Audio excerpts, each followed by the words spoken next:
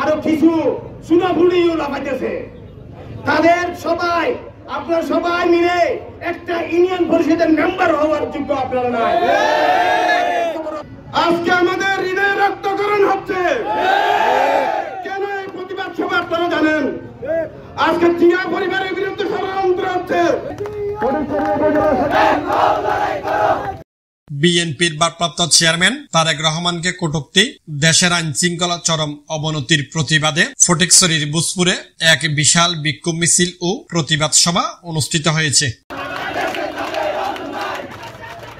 15 জুলাই বিকালে বুসপুর থানা যুবদলের উদ্যোগে উপজেলার নারায়ণহাটে এ কর্মসূচি অনুষ্ঠিত হয়।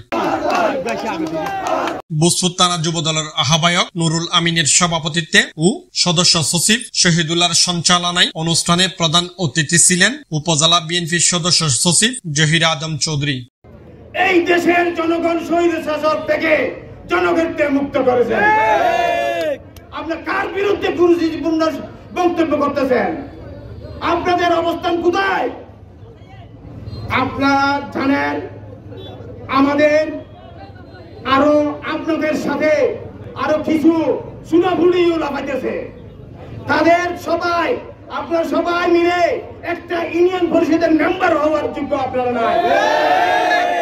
দলের বিরুদ্ধে আপনারা কথাবার্তা বলতেছেন।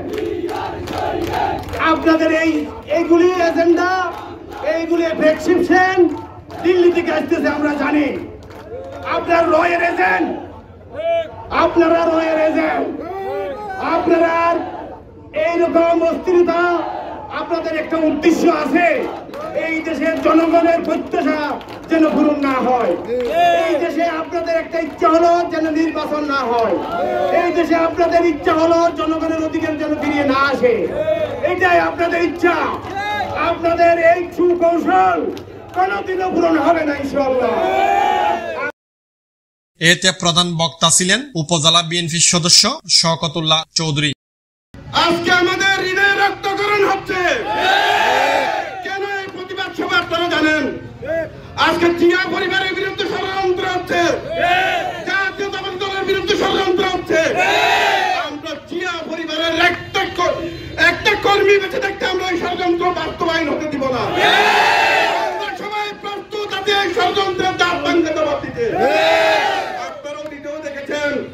আজকে 9 মাস আগে আমাদের ভারপ্রাপ্ত চেয়ারম্যান বলে গেছেন, সামনে যে নির্বাচন আসবে এই নির্বাচন আমাদের জন্য অত্যন্ত কঠিন হবে।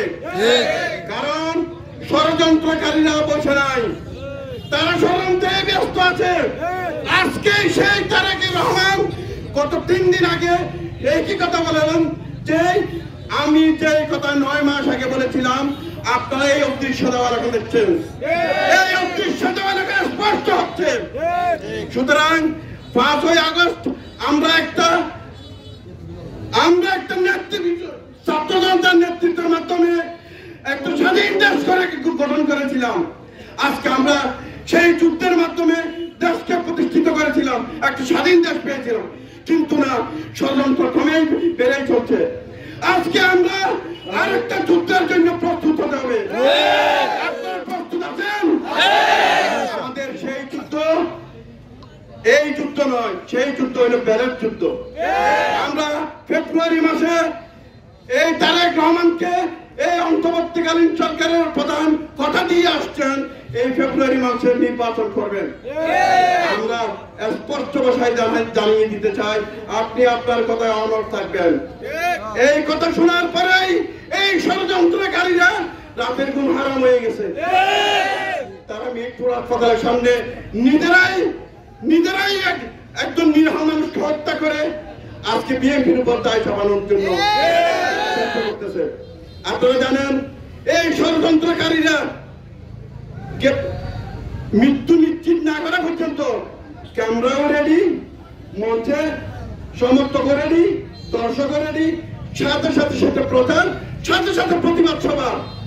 কিসের ষড়যন্ত্র, কিসের আলামত? বিএনপিকে প্রশ্নবিদ্ধ করার জন্য তাদের এইরকম ষড়যন্ত্র। আমরা তোমাদের এই ষড়যন্ত্র বাস্তবায়ন হতে দিব না।